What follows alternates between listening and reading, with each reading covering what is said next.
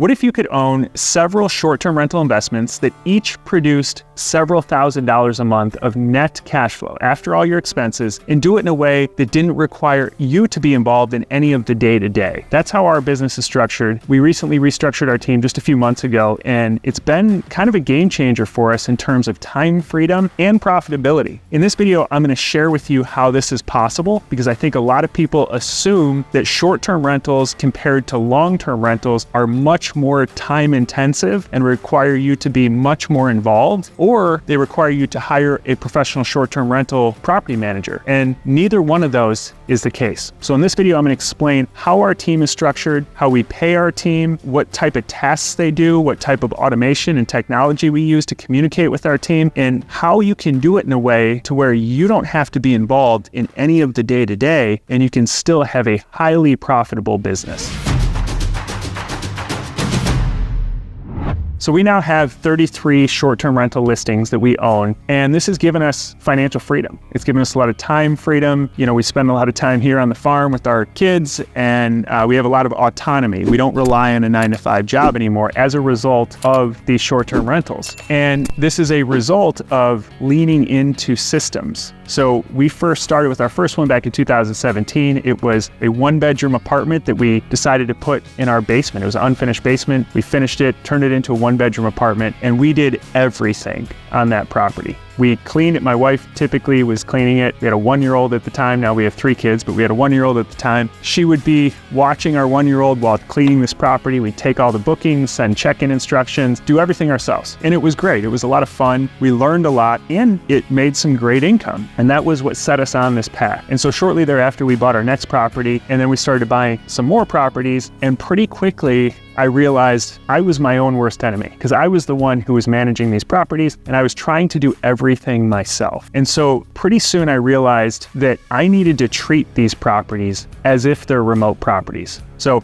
I was buying properties 20 minutes down the road, but I needed to treat them as if they were on the other side of the world. And so I asked myself the question, what would I do if I couldn't drive to these properties, and if they were on the other side of the world? How would I manage these? Because I knew people were managing properties remotely. So I knew there was a way to do it, but I never treated it like that, or I never asked that question of myself before. That's what this system was born out of. So initially, we put 2 key team members in place to be the boots on the ground team members. So that's a really good handyman and a really good cleaner. Typically, people will call up a handyman service. That's not generally the best solution that we found. What we found is to find somebody who's really handy, who's willing to be available, they live locally, and you can just hire them directly as opposed to going to a handyman service that charges you every time they leave their shop. The cost can really add up. So it's sort of like a person who can do it all, and then a cleaner is sort of a cleaner plus. So they're going to clean the property, but they're also doing all the laundry. They're leaving notes for your guests. They're a second set of eyes and ears to check on things at that property. You know, if the trash was tipped over or something like that, you know, they're letting you know. So you never physically, between the 2 of these team members, you never physically have to be at that property. So those are the 2 key team members that are responsible for all of the boots on the ground activities. So anything that can come up, boots on the ground, physically at the property, it's defined and it's assigned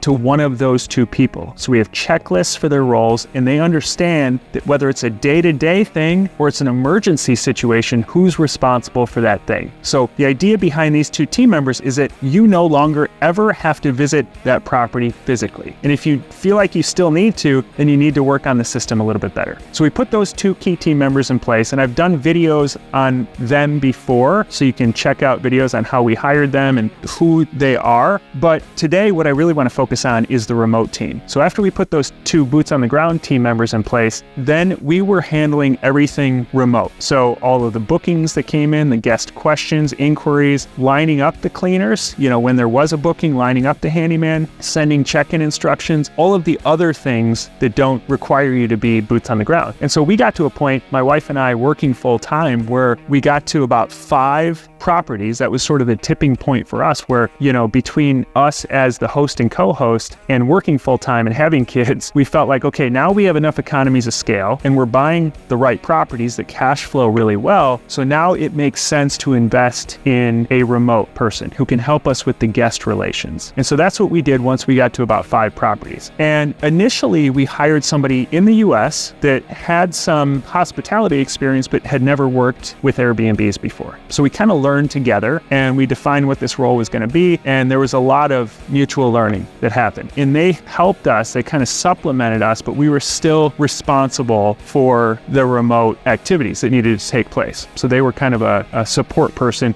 We paid them hourly, and it was a pretty high hourly figure, but it made sense because it took a lot of the weight off of our shoulders. And so over time, we added more and more properties, and that person's time filled up, and then we brought on a second person, and we were paying them hourly to help us with this role. And we got to a point where we felt like, okay, we need actually more full-time support. So this was just recently, we decided to switch from an hourly person to full-time people. So when I was thinking through the best setup for this, I had preconceived notions around hiring somebody who was offshore, someone in the Philippines or some other country that generally does a lot of customer service. I have had pretty bad experiences like we all have had with Comcast or with Verizon or any of these other big corporations where you get to this call center and you talk to somebody who you can barely understand and they don't have the context for what you're wanting to do. They're just reading off a script. It's very frustrating. And so I thought, if we try to implement that system for our guests, that's going to be a nightmare. And we're going to get terrible reviews. And we typically get all 5-star reviews for the most part. And so we wanted to continue to maintain that level of quality. What I didn't realize is that there's quite a huge level of talent in the Philippines that you can tap into, especially if you're willing to pay slightly above what the average pay is there, which is still extremely affordable in the US. And so I started working with a friend of mine who helps companies staff positions in the Philippines. And it's typically higher level positions, more higher talented positions. And Airbnb itself has most of their employees in the Philippines. So I started working with my friend Tyler, who helped me identify some top level talent so that we could bring on 4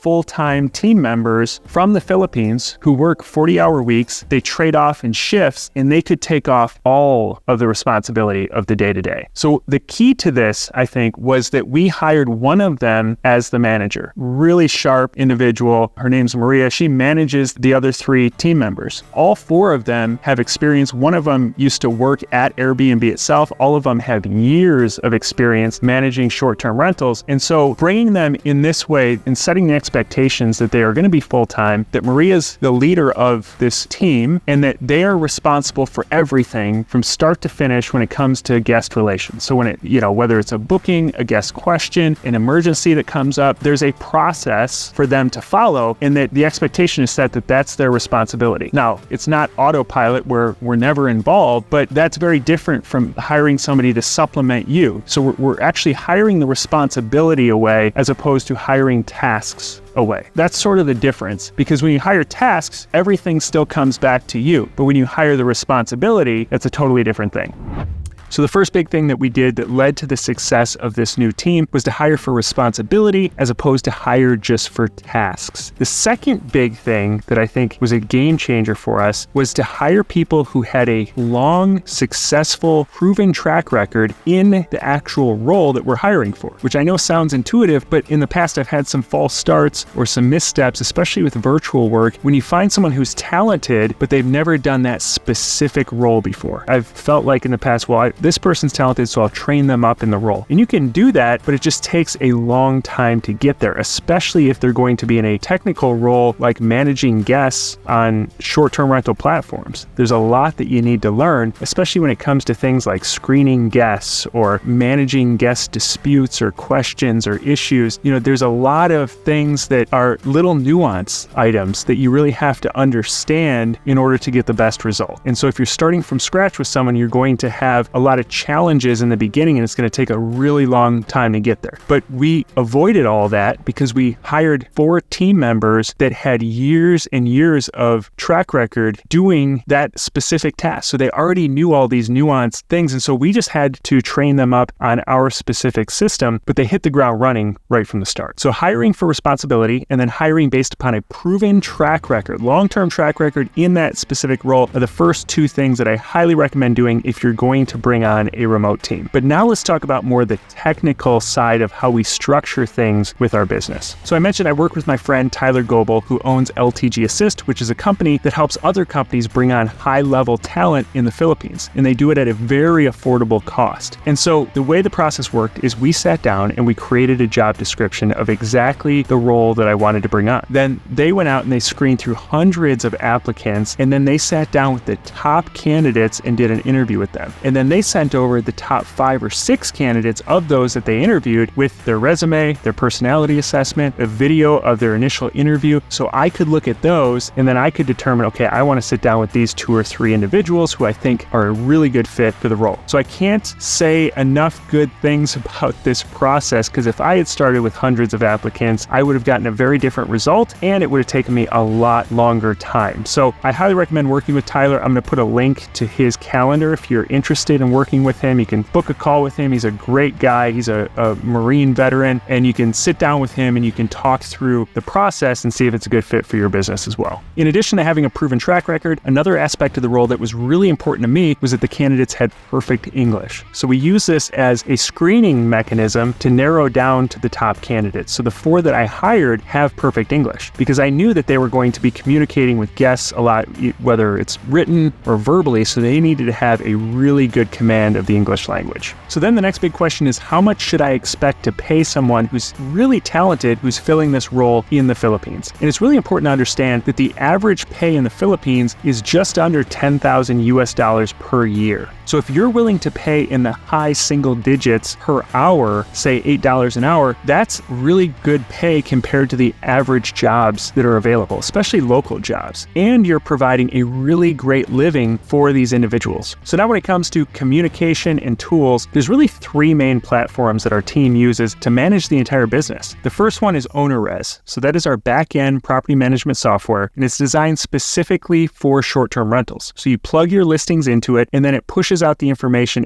It creates a direct booking site for you, and then pushes the information to the OTAs like Airbnb, Booking.com, Vrbo. So that's how we manage all of the bookings. When a team member comes on, they have access to OwnerRez, and they can manage the bookings, they can answer guest questions, they can line up cleaners, do everything that needs to be done when it comes to the properties themselves. Then in terms of communication, we have 2 different channels depending on who we're communicating with. So when it comes to guest communication, we set up 1 business Google Voice number. So there's a low monthly fee. You get a phone number that you can set up on any phone or computer. And so that way our entire team can have that set up in front of them on their computer or on their phone, so that if a guest, that's the number we share with all of our guests. And so if we ever need to communicate with a guest, they're going to text that number or they're going to call that number. And so whoever's on shift will get that call and they can communicate with the guests themselves. They also use that number to communicate with our cleaners. So the cleaners can text that number. So whoever's on shift is manning that phone number. And we have 1 centralized phone number. We're not giving out a whole bunch of cell phone numbers of different team members. The other communication tool is Slack. And I highly recommend this if you're going to have a remote team. So we use the free version of Slack, and everyone has a Slack account and we can communicate with each other. And the system that we have set up is we have 4 team members, and I'll share an example of how we set up their shifts, but they work in, typically it's 8-hour shifts, and there's overlap. So our team members cover from 7 a.m. to 11 p.m. at night, or I'm sorry, 10 p.m. at night. So that's the time that we're going to have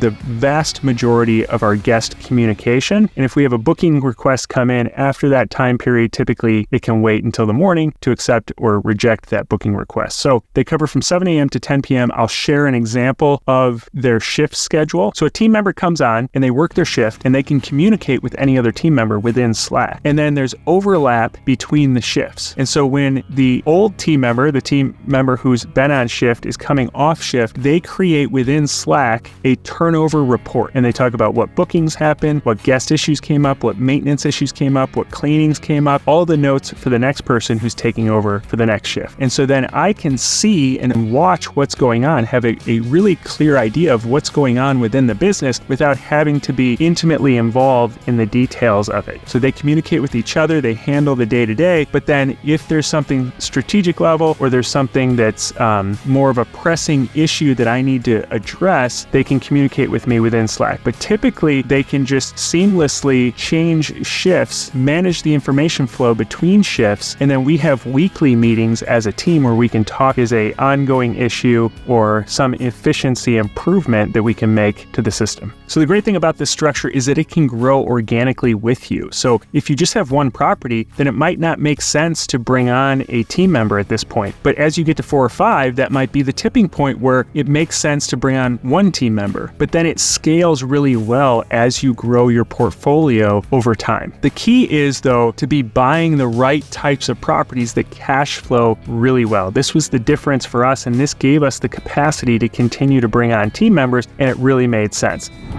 If you're interested in learning how we buy these low-cost, really high cash-flowing short-term rentals, I work with people personally to walk them through the entire process. How to find the property, how to identify the right market where it makes the most sense, how to finance the property, how to set it up, all the systems and tools that are necessary. So if you're interested in that program, you can book a call with me at livingoffrentals.com/call. Again, that's livingoffrentals.com/call. That will take you to a short questionnaire, and then you'll get a link right to my calendar so you can set up a time that works for you. And we can talk about your goals and see if it's a good fit for the program. I appreciate you taking time out of your day to join me for this video. God bless, and I'll see you in the next video.